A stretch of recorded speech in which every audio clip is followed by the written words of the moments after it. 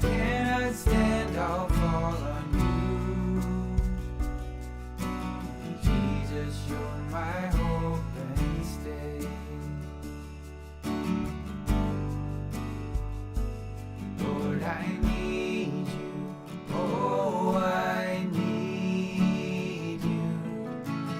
Every hour I need you. My one defense, my righteousness. Oh God, how I need you.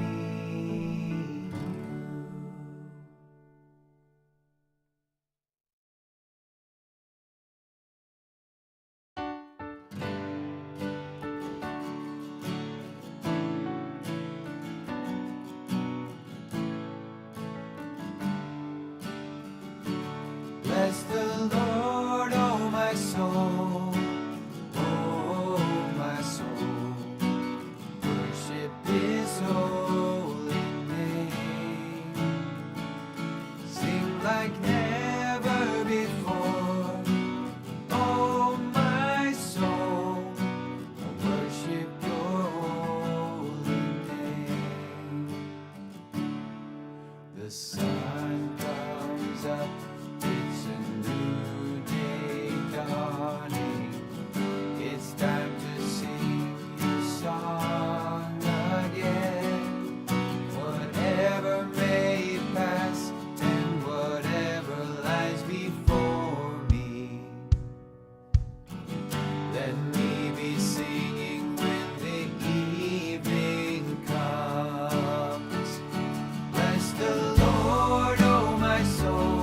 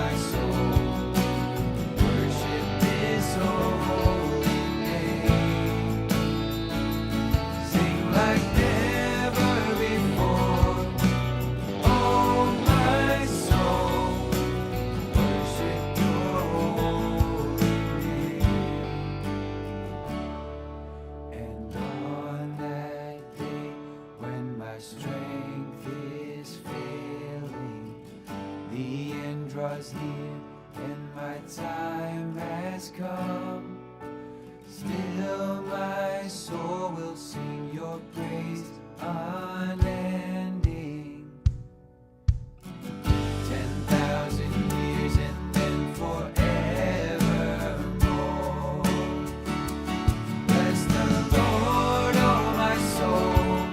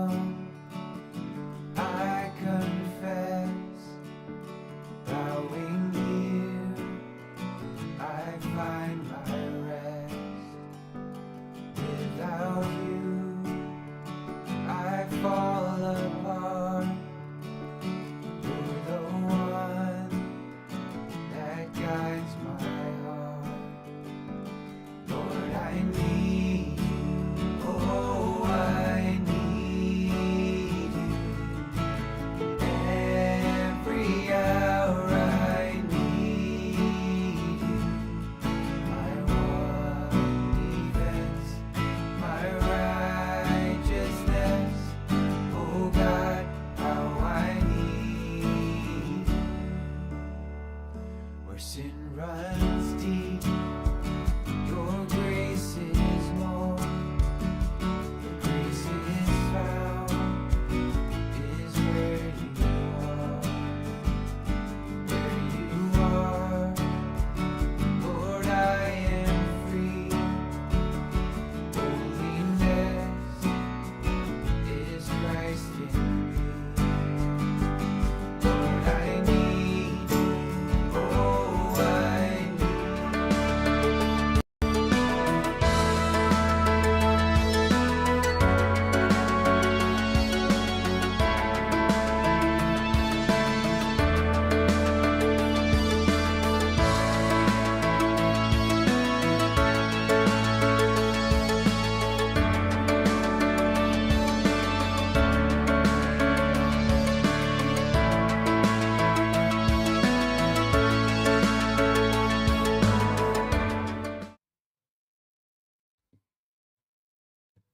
Everybody, and welcome. Glad you could join us for this version of Follow Your Faith as we talk about why there's suffering in our world today. And before we begin, just to make a couple pitches to all of you. First of all, thank you for watching us. Second of all, your ideas too. We do get together once a month and sit down and talk about different topics we think you might be interested in and might want to hear about and might want to learn more about. So biblical, church history-wise, we should talk about the Synod. I just came to my mind. Yeah, I was Talk just about thinking the about Synod one that of these too. days. Yeah, we should do that. And Karen gave a nice little handout at her class today about synodality and the whole idea of the synods. That might be something for us to talk about as things unfold, because October is the month of the Synod. But anyway, your ideas will be very, very much appreciated as we continue this ministry to all of you and follow your faith. And so let's begin. In the name of the Father, the Son, and the Holy Spirit. Amen. Oh, dear Lord, we wonder about you tonight. It's almost like, God of ours, you are going to be under the microscope a little bit, because we're going to talk about something that we don't understand. We don't understand why you allow, and the operative word there is allow, this suffering in our world. And we're going to try to answer that a little bit tonight. Not to create some definitive or simplistic answer, because none of those would be worthy of this topic we are pondering here tonight, but to offer insights to help us to grow more deeply in our relationship with you and our understanding of this life that we live here on planet Earth, this life that is a great mystery to all of us in so very many different ways. So bless us tonight and help us to answer and come to a deeper understanding of the great mystery of suffering in our lives, and a deeper understanding of you. And we ask this through Christ our Lord. Amen. Amen. So thanks everybody for joining us, and off we go. Yeah, I in terms of your help finding us, because sometimes Jerry and Father and I were maybe a little too close to the forest to see the trees when we're trying to come up with topics, and right. we get lost in the minutia of some of the things that we're doing here. So we need. I mean, I'm not ashamed to say we need some help. Yeah. But like you said, there's got to be things out there that people want to know about or have questions. If we're about. not touching something that you want to talk about, maybe we've let missed us know. something, or Yeah. maybe we've already talked about something and you said, yeah, you did this part of it, but you didn't do that part of it. Right. So please Right. don't be shy. You can tell us whatever you want. Okay. As Father said, month of October is actually a project that centers around why, with a question mark. And I think why is probably one of the biggest. It's a mystery in the Catholic Church. It causes angst. It certainly causes anger at times. And I want to start with an example. A priest friend of ours, I remember he was doing a eulogy for his nephew who had been out cycling, was hit by a car and was killed. And during the eulogy, he's talking, and I'm not going to say the gentleman's real name, but we'll say for the sake of this, his name was Bob. And he said in his eulogy, he said, people keep telling me that Bob's death was a part of God's plan. And he said, well, if that was his plan, then God has to come up with a better plan. Well, it's not God's plan. But that's the point, though. Yes. A lot of people will come to they'll say, oh, well, it was meant to be, or, this was God's design. And then, which leads you to the why. Okay, whether it was his plan or not, but why would he let it happen? Why would a 4-year-old get cancer? Why would terrorists bring down the Twin Towers and kill 3,000 people? You know, there are all of those whys. And I had a priest tell me once about, no, as you said, it's not his plan. But I think that's the center. I think that's where we need to start. So if it's not his plan, he has nothing to do about it or nothing to say about it? Well, of course he does. Now, I think to start off with, we could ask ourselves, how does God engage us in many ways? Okay. Now, many people will reduce that. I don't know if other metaphors or images would be worthwhile. But is God a puppeteer? Which means he just sort of moved things around, you know, and we're just sort of like these puppets on a string. Right. Is God a clockmaker? Which means he kind of wound the whole thing up. This would be different religious folks hold this. A clockmaker winds it up and just watches it run, doesn't do a thing. He's not involved in any way. Or is he a loving father who is engaged with us in this personal way and engaged with us like a father and also wants us to be able to grow more and more and more to become sons and daughters of his? And so our claim as we begin today is that God is this loving father. He's not a puppeteer. He's not a clockmaker. He's this loving father who cares for us and does, in fact, intervene in our lives over and over again in different ways. But at the same time, and I think the operative word of our topic tonight, allow, is the right word. Is it part of his plan? No. Is it something he allows these things to happen? Yes, he does. Now, why does he do that? Right. There's if you go there, that's the why. Why do we have the things in our life that we have? Yes. It's not God's fault. It's not God's will. It would have to be. Now, this is the touchy part of all this. Now, we have to be careful. It's part of his permissive will that he allows it. He's God. He must allow it. But he has a certain reason why he does allow these things to happen. We're going to try to talk about some of that somewhere along the way here, why he does allow these things. So I think that's the operative word. He does allow it. If he has no part in it, then he's not God. He has to have some kind of part. In other words, he has to allow it to happen. But does he want it to happen? I would say to you in many cases, no. But when we're going to talk about why he allows it to. So we'll just say that for now, and we'll kind of move on with all that. Well, we're using Nicky Gumbel's book, Searching Issues, as the basis for a lot of the discussion. And there are several chapters in that book that we're going to be bringing and talking about through this month. But it comes back to that, and you said it in the beginning, it's why does God allow, that's your word, suffering? Why does he allow suffering? Well, I think we're going to get into that. Well, let's start with, give me a thumbnail of why does he, and then we'll see where that leads us. Oh boy, I don't know if I can give a thumbnail.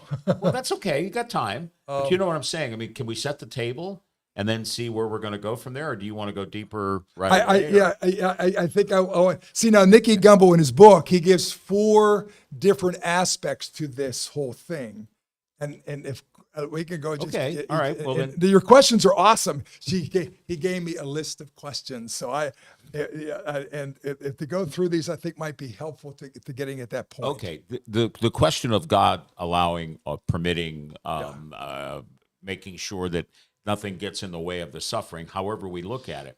I think, and I'm just going to talk about personal experience. I mean, there have been several things that have happened in my life that trying to figure out the why, and it nearly separated me from my faith, because I said, I can't believe that a God that I believe is as kind and just and loving would allow this to happen.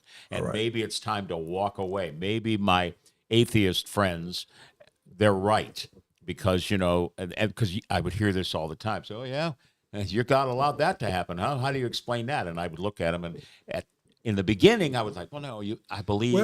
But then I would get to the point where I'd go, you know what? Maybe you're right. That's I had Joyce put that in the bulletin, and you mentioned it in the notes here that we have together. If God's good, and if God's almighty, and God could prevent all this suffering, why doesn't he do it? If he doesn't do it, does that mean God is not good and God is not almighty?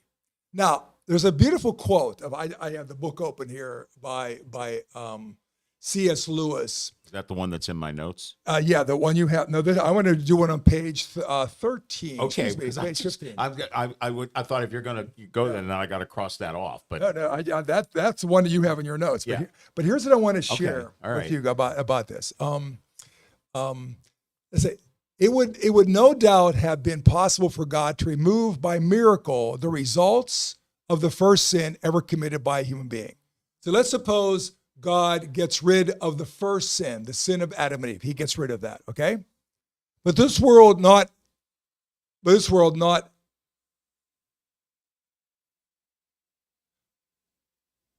this world would not, have been much good unless he was prepared to remove the results of the second sin, then the third sin, then the fourth sin, and on forever.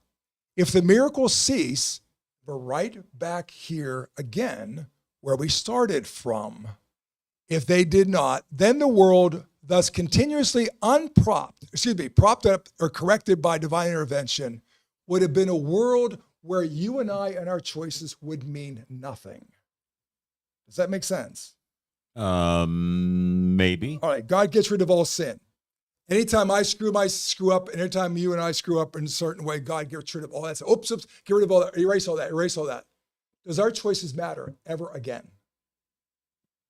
So somewhere along the way, our choices matter. Probably not, because if you knew that God's just going to make it all better anyway, well, then I'm going to do what I want to do, right? Exactly. Or if it's something that I get screwed up, I'm like the permissive parent that never lets the child to grow up in any way. That's fair. So therefore, we have this free will that allows us to do these different things, which God allows, again, us to have this free will. And why does he give us free will? Is because he wants us to grow up to be mature adults, to be persons who really want to choose him and have a right. Isn't it interesting that God somehow wants us to choose him? I put it this way. I cannot prove to you the existence of God. And you cannot prove to me that God doesn't exist. I mean, even atheists would agree. They cannot prove to me empirically that God doesn't exist. And I would agree with them. I can't prove to them that God doesn't. It's a matter of faith. Mm-hmm. It's a risk. It's a choice I make. Now, if God keeps taking away every bad thing that happens so the world doesn't have any suffering in it or any pain in it in every way, my choices don't matter. I'm really kind of nothing. That's all I am is I'm like these dogs are walking around out here all the time. I'm nothing. And so I'm looking for is my next meal. And so therefore, somewhere along the way, to allow suffering, God has to also allow us to have a free will. Because if we don't have a free will, then we're not his children. We're not persons that can grow to become more and more who we are. We don't develop and grow in any way. So the idea of having free will it creates also this issue of suffering happening in our lives. Does that make sense as one aspect of that? It's an abstract way of looking at it, but I want to go to this C.S. Lewis quote that I had, okay, which was the page before yours. Right, So yes. All right. If God were good, he would wish to make his creatures perfectly happy. And if God were almighty, he would be... This is somebody's assuming that's... Yeah, go ahead. Okay, it's a discussion. He does point. want us to be perfectly happy. He does. So if God were good, he'd wish to make his creatures perfectly happy. If he were almighty, he would be able to do what he wished. But his creatures are not happy. Therefore, God lacks either goodness or power or both. Correct. Yes. So that's an oversimplification, I think, and misses so many variables, like the variable of free will is not in that quote. There's nothing in there about the many different variables. So God wants us to be perfectly happy, but to be happy, we have to have free will too. If we don't have free will, we're not going to be happy because we're not happy. We're just fat in the sense that nothing ever happens of consequence in our lives. Our choices mean nothing. Nothing that we do means anything. It's just that we are nothing. Then we would not be happy.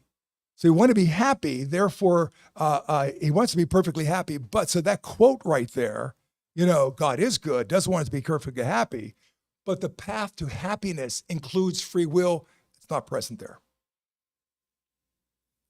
Okay, so you have someone who, and we probably all know people like this that have been just lived the most incredibly perfect life. I mean, I don't know anybody like that. no, when I say perfect, I mean without sin or hardly without or without hardly any sin. I'm talking about the people that we know who are so kind and are nurturing. I And don't know any of them.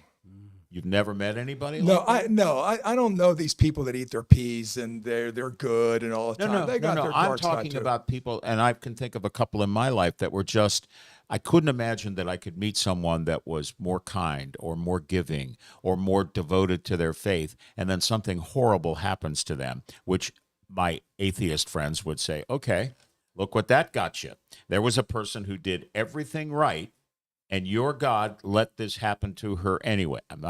That's not my argument. I'm just saying that's the argument that comes See, towards. that's an argument from a complete total abstraction. They don't know the person. They don't know their circumstances. All of us are going to have some suffering in this life.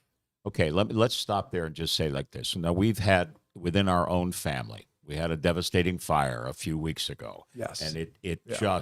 just obliterated a family, and I mean it was horrible. There's no other way, and when you hear the stories of what happened in the days, I mean, and you for the at the funeral, I remember Joyce and I were at home and we were watching, and it was just, I mean, you were struggling. It was just, it was a horrific, horrific thing. And I don't think that that's the kind of thing that you can say, well, like God, why did God allow this to happen? Why? With everything else that's happened to that family, with everything else that's happened to the mom in that family, it's like, why would that stuff happen? And how do what's my faith teach me about that? Okay, you're taking me far afield from our. Well, I'm sorry, but that one just when you started talking about, it's like, okay, that's the one that was rumbling around in my head here. Okay, then I have I'll to take you if you want to get back. I mean, if you want to do it some other way, I'm just sorry, but you No, said no. something that triggered that. I'm okay. I'm sorry for going off the notes. Let me start with it this way. We would say that human suffering, first of all, is not something that is a creation of God.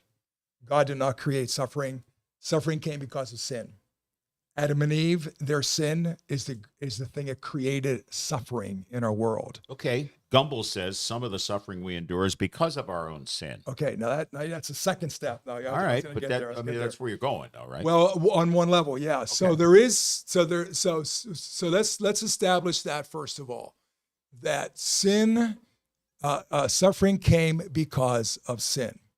Then there's different components to that. First of all, our own sin is a cause of suffering. I think in my own life, my own suffering is almost by and large, not all of it, but my suffering is by and large a product of my own sin.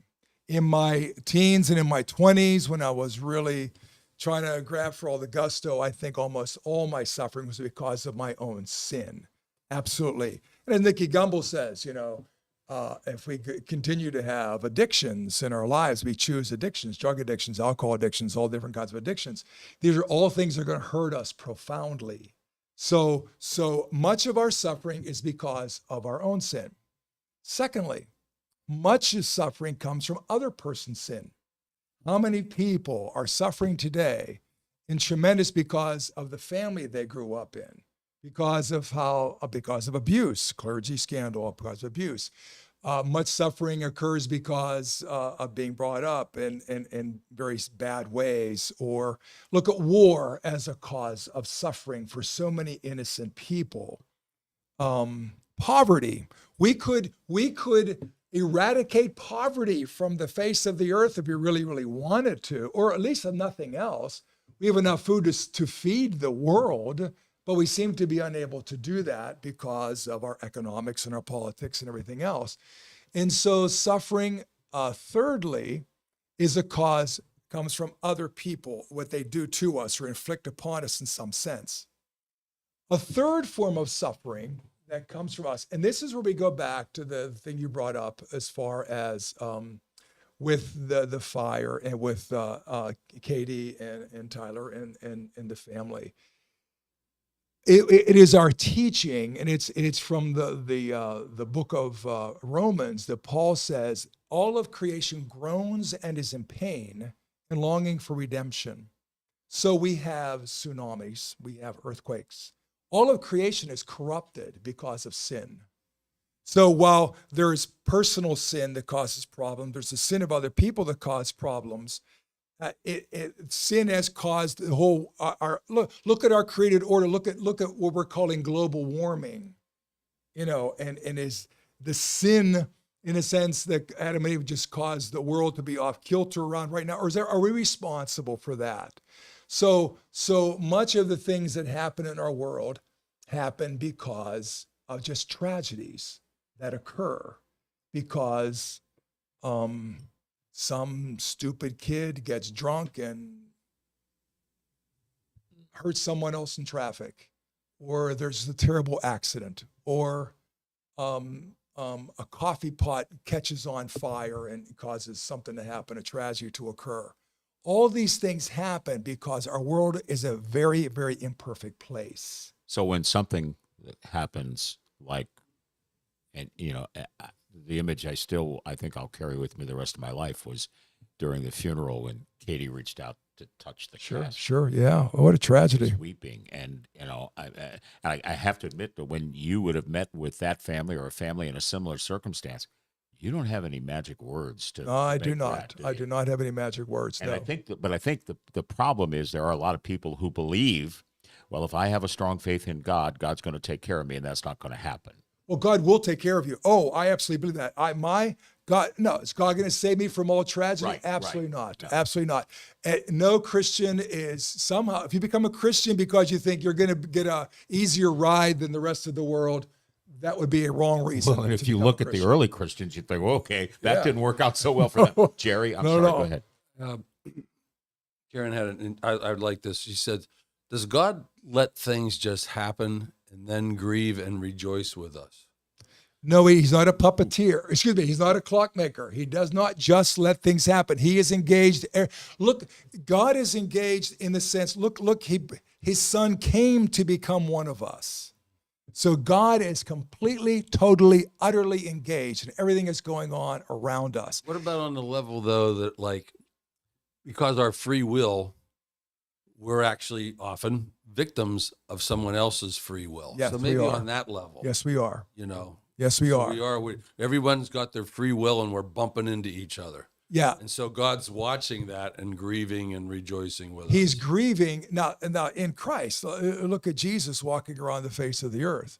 There is God engaged in the suffering and problems of our world in a really profound way. So Jesus is deeply God. There was a funeral a long time ago, and this poor person just lost her spouse.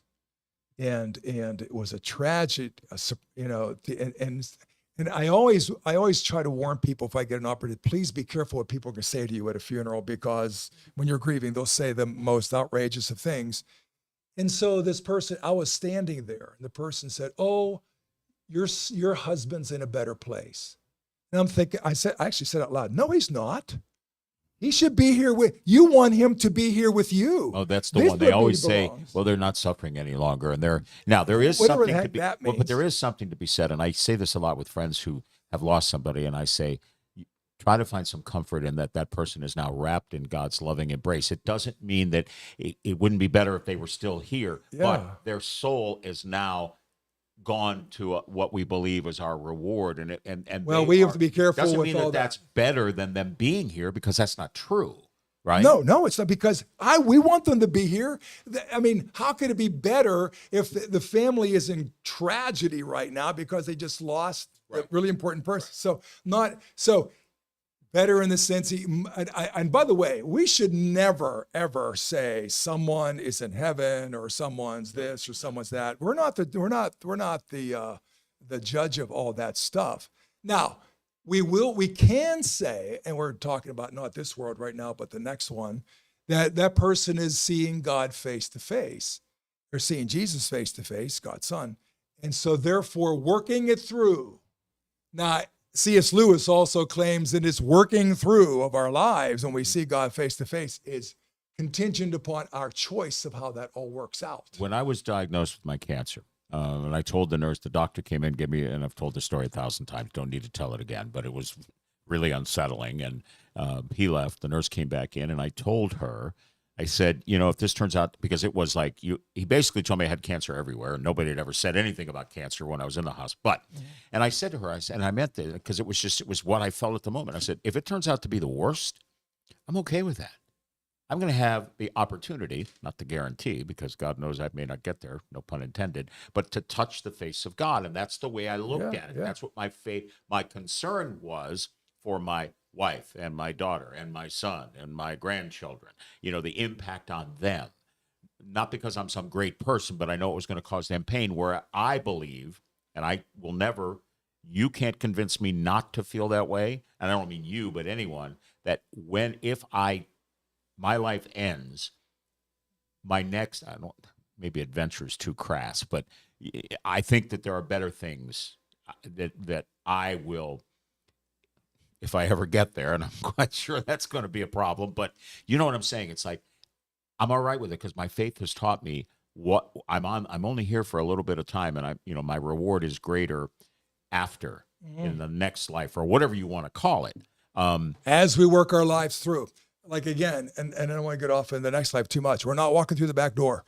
You got to walk into heaven straight through the front door. Oh, absolutely. As a saint, you're not getting in any other way. So it isn't like skinning your teeth, all that other jazz, And so we got to live our lives, and this goes along with suffering too. If there was never ever, if you talk to people. And I'm going to get into this maybe a little bit toward the end, but you talk to people who have suffered much and they have continued the journey. There is a remarkable depth in their life that you would not have otherwise. Now, I have been touting to some of you guys, and I've said it before, and you read the book, Marty, and I think Jerry, you may have, The Rocking Chair Prophet. That book, I just shared that with somebody the other day, and they said, holy smokes.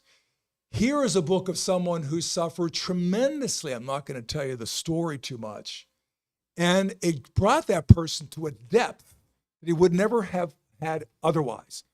So one of the things our suffering does, and folks, if we want to know why our suffering in any way, shape, or form, you are never going to know the answer to that question unless you change. Suffering must change you. Suffering must change us. Through the suffering of my life, if I am thinking I'm going to go back to the way it was and everything's going to get nice and hunky-dory again, forget it. It's kind of not going to happen if you want to make sense of it all. The only way is to go through it, and by going through it, we change. We must change, and then we can begin to offer the answer the question why. Now, I want to share with you guys a book, but I don't know that you can get it. I don't even know if it's around anymore. It's called The Way of the Wound. And this is a remarkable book in many, many different ways. And talking about all this has required me to pick the whole thing up again. And he goes on to say, I want to share you a couple of quotes here, if I may, with all this. He says, the ego always seeks the path of least resistance. Cures and release from pain are usually its goal. So the ego wants things to be comfortable and nice. Christ did not come to avoid or to do away with suffering, but to take it up and transform it and to transform us. Victims must deliberately attempt to embrace their suffering. They must accept the fact that life is not just about what is pleasing or comforting to the ego. It is impossible to refuse suffering without refusing life. I think that's a pretty important quote. Okay. It is important. It is impossible to refuse suffering without refusing life. If we run away from our suffering, and I think that's primarily what we do by our addictions right now. If we run away from our suffering, we're running away from our life. We're running away from who we are and who we are as a person. And in our world today, I think the only way to become who we really, really are is this path of suffering. And I sit here and I say this in this nice little room right here, and I'm terrified to say it because I could walk out that door and have all kind of suffering happen in my life in just a few moments. But it's the truth. It is impossible to refuse suffering without refusing life as a whole. Suffering must be incorporated and become the path of development, the path, the path of development. It refocuses attention from what one has to what one is. Who is Mark Begley? What does it mean to be myself?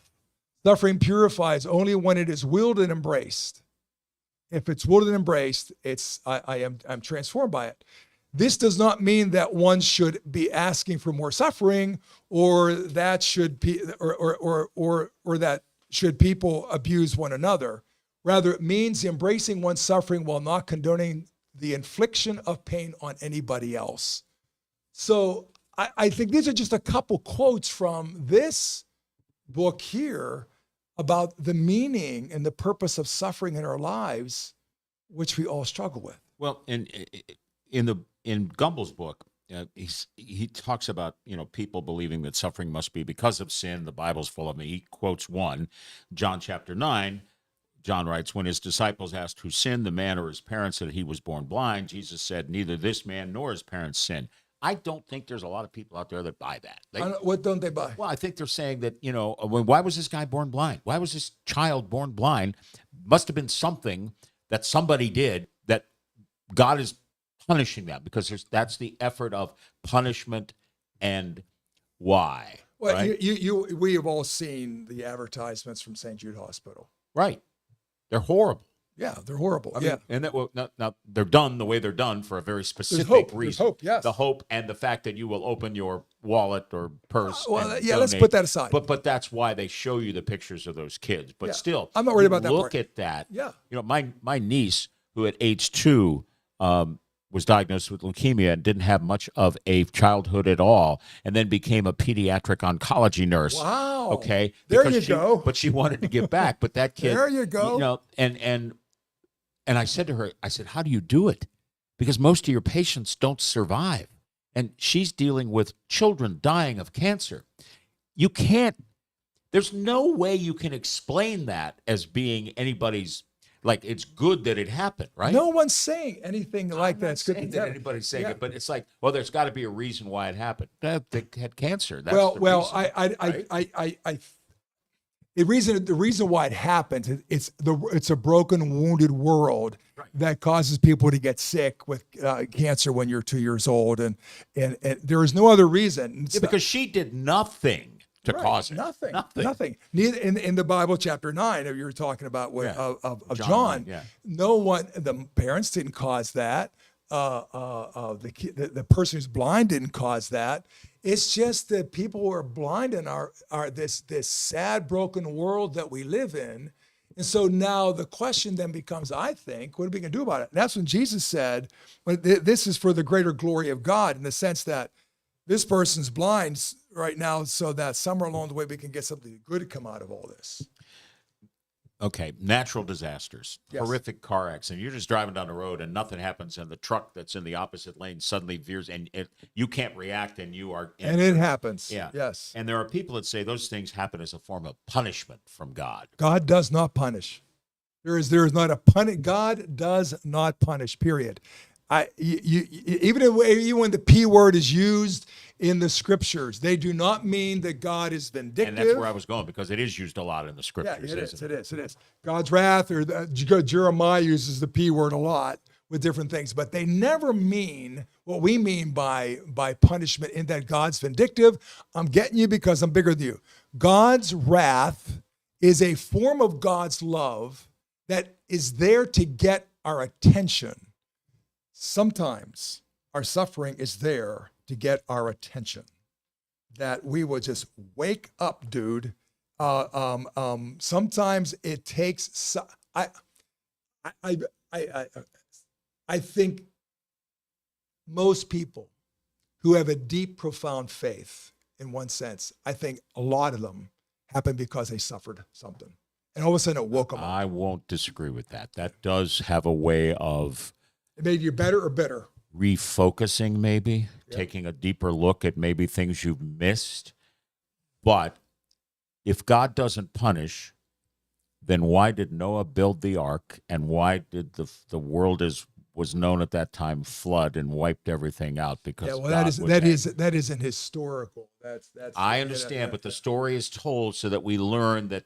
Doesn't that teach that God's punishment, if you don't do what you're supposed to do, what you know you're supposed to do? Okay, why is the story there? I get you. I understand that it's Okay, not in historical. my mind, why the story is there, if you have the first 11 chapters of Genesis, the first 11 chapters of Genesis are, first of all, the creation story, right? So what's God like in the creation? And the second part of the story of its first 11 chapters, which includes Noah and the ark, is look at sin did. We are a mess. Sin made a mess of things. We are a real mess. And so it's meant Adam and Eve, Cain and Abel, Noah and the ark, Tower of Babel. All of it shows how egotistical and screwed up we are. And that this, and it's almost like, you remember in the part of the story of Noah, God says, what was I thinking creating these guys, you know? So it's like pretty anthropomorphic in many ways. But I think that's the meaning of it, that we are a mess. And God keeps on trying to get it right, to get it right. But the story is there for some, and maybe it's hard for some people. You just did a deeper dive because of you've been doing this for a few years, you Okay, know. yeah. So the average person who stumbles upon that story goes, "Ooh, wow, what did they do?" Right? Why does God allow the firstborn male son of the Jewish people to be killed, except those marked with Egyptians.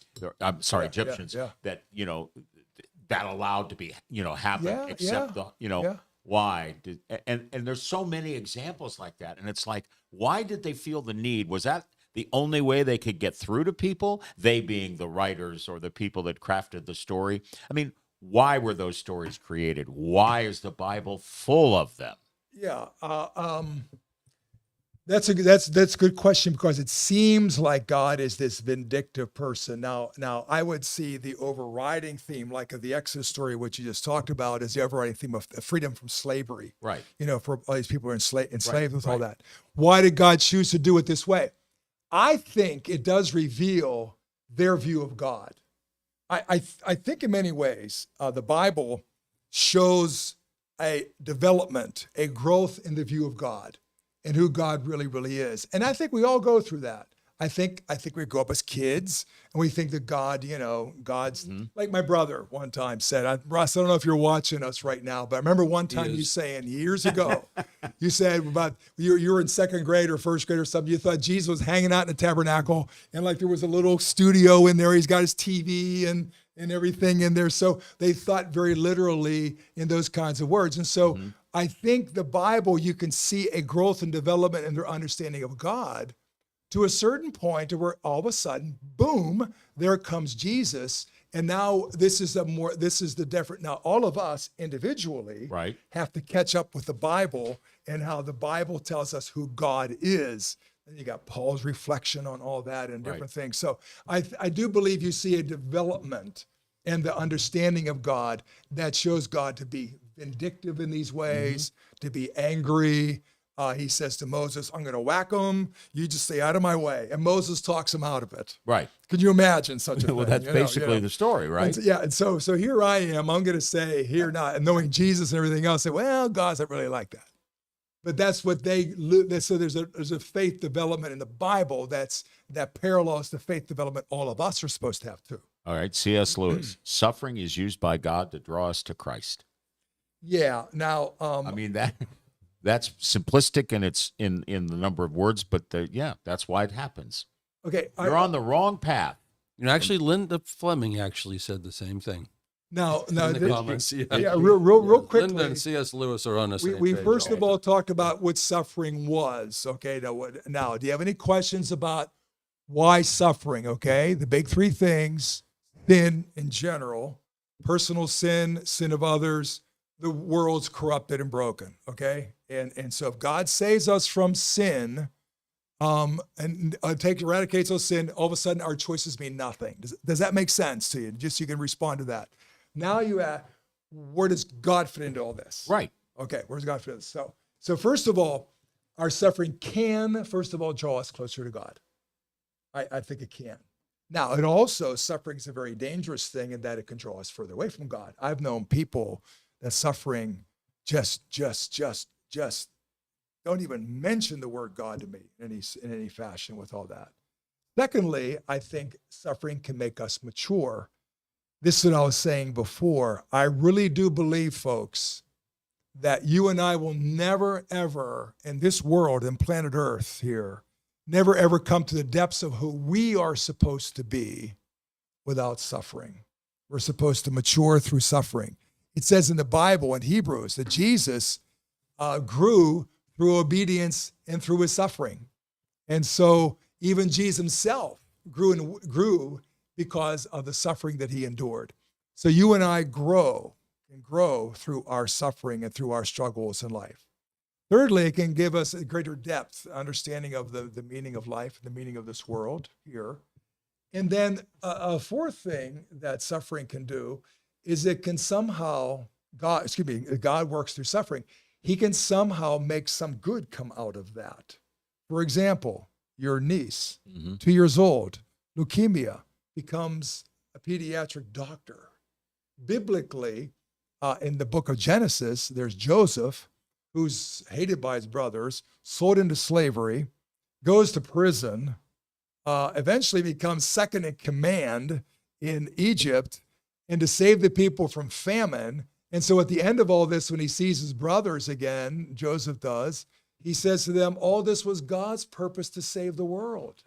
All those different things you did. So the suffering that Joseph went through was something that, and I guess the suffering of Joseph was for the good of others. So many people who do many good things in our world today, it was the suffering that caused them to even consider doing those things. I never forget the story of Mothers Against Drunk Driving. Is that the name of that? Mothers Against Drunk Driving. Yeah.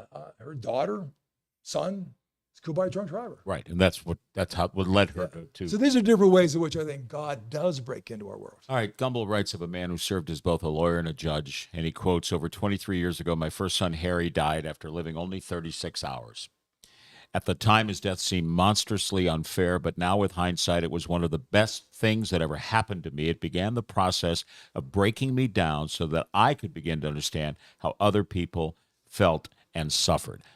I wrote in the notes because when I read that, I read it 3 times, and I couldn't wrap my arms around that. Like, it was one of the best things that ever happened to me. How do you get there out of that circumstance? It's not easy to get there out of that circumstance. And that, I think, I could lead to the rocking chair prophet. Okay. That would be the place I would try to help go. me, because I'm telling you, I kept reading it. And I went, no. I mean, that'd be the best thing that ever happened. I've heard people say to me that cancer was the best thing that ever happened to them. Now, that's a little different in some ways. But I mean, let me refer you to the rocking chair prophet. But I've by heard the way, it's a Matthew Kelly book, if you don't know. Yeah. I don't know. Maybe would you put it up, Steve? He's going to probably put it up there, but don't put. We're going to be giving it to you eventually here. So, but anyway, you can read it ahead of time. Give it to somebody else. So I have heard people say, and I do, and I would say myself, my own crisis in my 20s, and the thing that happened was the best thing ever happened to me. Well, you've said that because you were lost. There something had to happen, and God put you in a place that, the way I've always felt, but the way you described it, it was this giant hole, and you finally realized the only one that's getting me out of this hole is me. And me just trying to find if there's a way to get out. And I wasn't looking for God. Exactly. That was the point I was going to go to. You've told the story a number of times that if we knew Mark Begley when he was 24, you wouldn't know that Mark Begley and this Mark Begley are the same person. No, you would not. Not even close. No, I was a whining, stinking baby. In my mind, I was just a whiny baby who was waiting for the world was unfair. Why is the God was unfair? And I'll tell you, not only was I not looking for God, I was definitely not looking for the Catholic Church, because I grew up in the Catholic Church. I was in a seminary for the Catholic Church. I left at the age of 20 at some point. I was in there. I don't know if many people know all that. And I not only walked out of a seminary, I walked out of the whole God thing and just left that behind for 4 years because I was done with that. And then here I am with all that. But what happened to me, I remember sitting at the intersection of a street, and I remember the street. I think it was a route number. I don't remember what it was. And if I go left, I go back to Altoona to my 40x8 trailer, and continue my world of being a teacher at Bellwood Annis, my $6,000 a year salary with all that. Or if I turn right, I'm out of here, man. I'm gone. I'm just driving away from here, and I won't be Mark Bagley anymore. Well, I turned left, only because I was too afraid to turn right. That's the reason. Yeah, why there wasn't any great sign that happened to you. It was No. just like you were. But gradually, slowly, as things unfolded, and then all of a sudden, I get this friend of mine who engages me in a small group, and I go to it, and called the Edge of Adventure, and that was something that was not at the age of 24 that happened. That was like 25. I was struggling for about a year before that happened. Do you believe that was? I hate to use the phrase, but I'm coming to it. That was God's will for you to go that. Oh, good question. No, I don't. But I think he used it. I don't think it was his will that I go through all that crap. I don't think it was his will that I do the dumb things I did to get me into that situation in the first place. But I think he used it. He used it.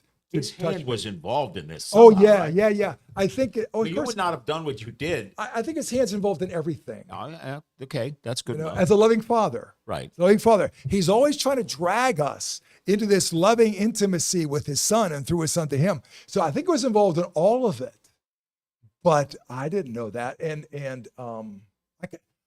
I can tell you, I'll tell you a story. This happened beforehand. I digress for a second. I was a lousy student when I was an undergrad in high school. I have a really hard time. I was coming to a that terrible conclusion. student. I remember talking to somebody, Mary Petrak, if you're watching us right now, and you told me that you used to close the library when you studied. I said, I didn't even know where the library was, in that school. But anyway, so I remember times going to the library to go study for finals, and someone grabbed me by the party, and I ended up in the party and I didn't go for finals. But anyway, so I'm a bartender. I'm a bartender. And I'm doing this stuff. And as a bartender, I'm 21 years old, and I'm selling drugs to these people and these adults who are messed up. You were serving drinks. Yes, that's a bartender. Okay, don't say you were selling drugs. It Well- makes it sound like you're on the street corner and you were doing that. That's what I too? felt like. Oh, okay. Well, anyway, so I'm getting sick and tired of being a bartender because these old people are coming telling me all their problems, and I'm like a 21-year-old kid. I don't know what's going on. Okay, I just want to make sure we got that clarified. Yeah. Yeah. So anyway, she, the woman I am engaged with, is saying you should be trying to get out of this bartender. Look, I'm here a bartender, So she makes me apply to all these different schools, and so I applied to all of them. And one time, Bellwood Antis calls Pittsburgh, where I grew up. My mother calls me, and she says Bellwood Antis called. I thought Bellwood Antis was a name. I didn't know I didn't even know I applied to the school at all. So I go to the interview. The Walter Brueggemann says to me, he says, "I'll tell you tomorrow by 5 o'clock if you got the job." And at 10 after 5, I call him, and I say, "You didn't call me or anything?" And he says, "Oh yeah, I forgot. Do you want the job?" This was 2 days before school starts, and I said, "Yeah, I'll take it." And I had no business having that job. No business. I was a lousy student. But and you know what? In my crazy way of living my life back then, I said, somewhere along the way, something had to happen to cause this, because this was a miracle that I did not deserve. And I had no business. And teaching there at Bellwood began a process of awakening me in some fashion. All I know is I'm That's sitting a there listening slob. to this and I'm going, maybe there is hope for me. Jerry, you had one over there. What was Yeah, Sorry. I have 2 questions. All right, I'm sorry. First one, you'll have a I short digress. answer to. Then I'll ask you the second one. Should we believe that when we hopefully enter the kingdom of God, we will learn what God's plan was Yes, for all this? yes. Yeah. And we're already in God's kingdom, by the way. Right. But yes, we will. I think we should already have a clue of what God's plan is. But I think we'll know it definitively. Yeah. We walk by faith now. We'll walk by sight then. yes, I think Okay, so. we have this one. You'll probably have a more longer answer. Why does God bring suffering and devastation for the sake of bringing us closer to Him? Isn't there another way to bring us closer without if there tragedy? was, God would do it.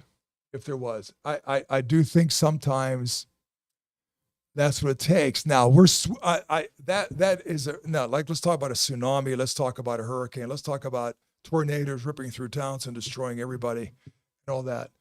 I think I have to get more personal than all that for each individual person. I mean, I might be above my pay grade here to talk about that one a little bit, but it seems to me, in many cases, in my case, anybody's case, you guys, it seems like it takes a little bit of a biff upside the head for me to kind of get there's it. no question about that. So yeah, I hate to say that, but sometimes I think I keep wondering.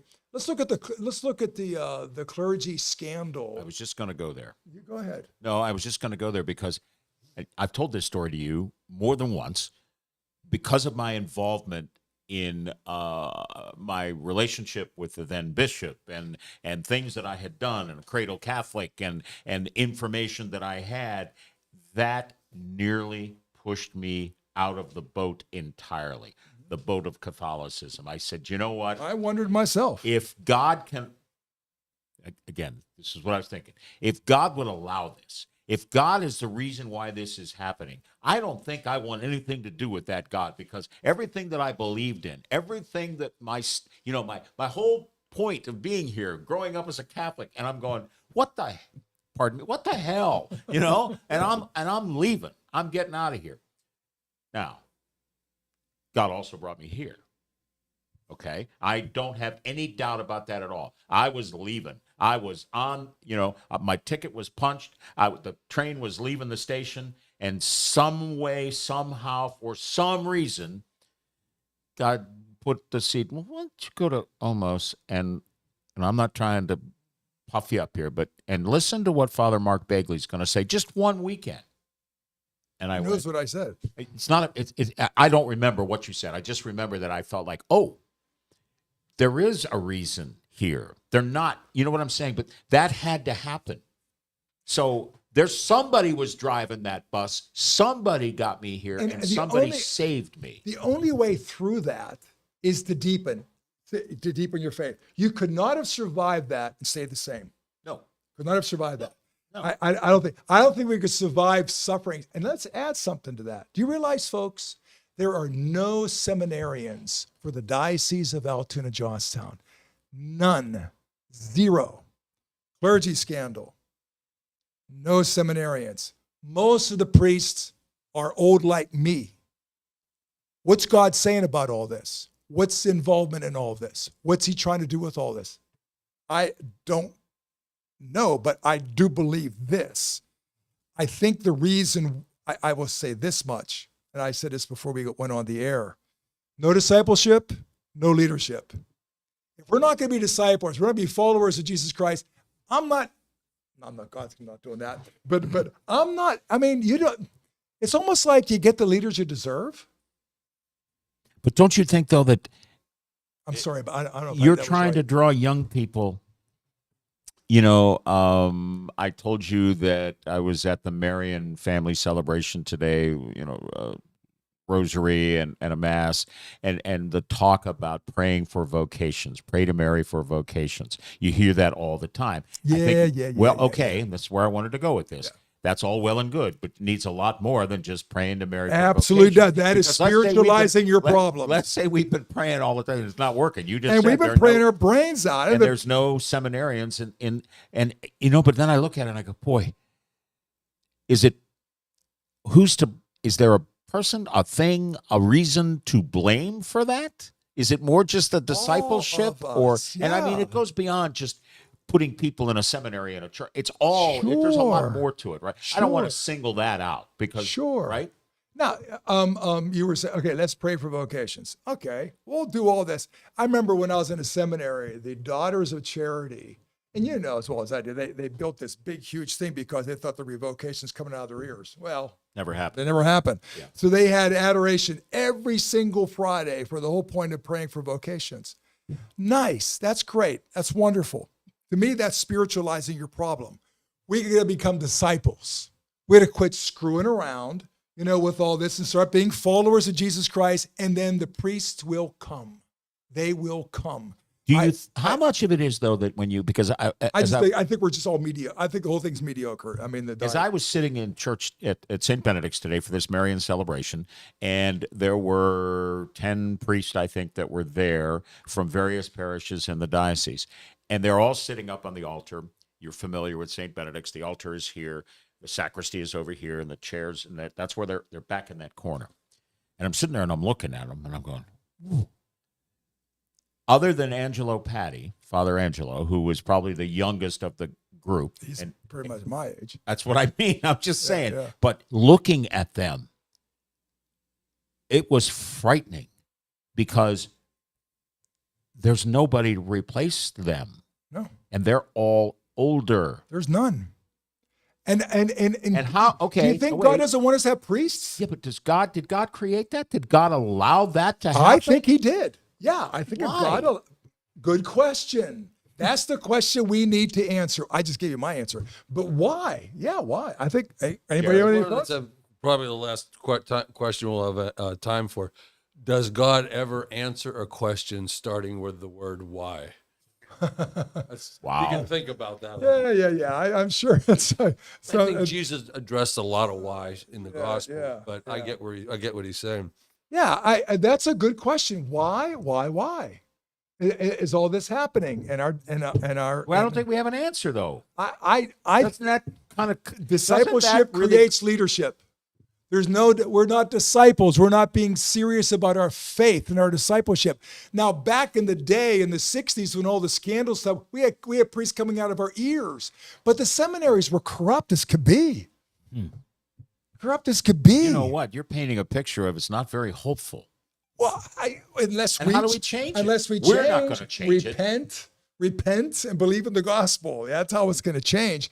I mean, if we just think we're going to pray our way out of this thing, and then we're going to go about our we did our duty. We said we did a holy hour, or we said a rosary somewhere along the way, and we don't commit ourselves to being disciples every single day in all this. I'll say this: why do we have 2 deacons to just get ordained and another one on the way? You mean why does our Mother of Sorrows? Yeah. Well, there's got to be something. That's my point, though. But that's they're not going to be. Their deacons are going to end up being the administrative leaders of parishes because there's not going to. And maybe God. Maybe that's the I'm plan. not going to say that. I'm not going to say that. But okay. We don't want to have any married priests and anything like that, but I think Rick Messina would be a great priest. I think Nelson would be a great priest. I do too. And are we kind of crushing God's point? I don't know. I'll tell you what, that's a good one because people look at that and they say, well, if we're in this kind of mess, and we all know people like that, why can't we figure out a way to let that happen? All right. Yeah. As we wrap up, Nikki Gumbel writes, we must be prepared to acknowledge there's no simple, definitive answer to a way of suffering, but once we accept the reality of suffering, we have to respond. And how do we respond to the reality? I think suffering, our only way to answer this question is to allow our suffering to transform us, to change us, to make us seek more deeply into the meaning and truth of this God of ours, who is a loving Father. And so we allow our suffering to transform us and make us humble like Jesus. Though he was in a form of God, he didn't deem equality with God something to be grasped at. Then I think we'll begin to understand the meaning of all this in our lives. Well, there you go. I can't believe this thing went so fast. Yeah, well. Holy smokes. Next week, we're doing what? Is there a conflict? Yeah. Talk about faith and God allowing things. Is there conflict between science and Christianity? Of course there is, but what does that mean? Okay, yes. Now, Right? It was kind of funny. After Mass, someone walked up to me and said, would you come and talk to our kids about the difference between science and religion? Just came up this morning. Kids? Someone said, the kids were asking questions about where science and religion touch. Because science has made religion out to be the enemy, and we're not. And we're not making science the enemy either, but we'll talk about all of that next time That's around. next Sunday night. Yes. Father, thank you. Thank you for joining us, everybody. Grateful to have you. I hope we touched it a little bit for you. And I'm sure you'll let me know one way or the other. Yeah, please So, do. Please do. Yeah.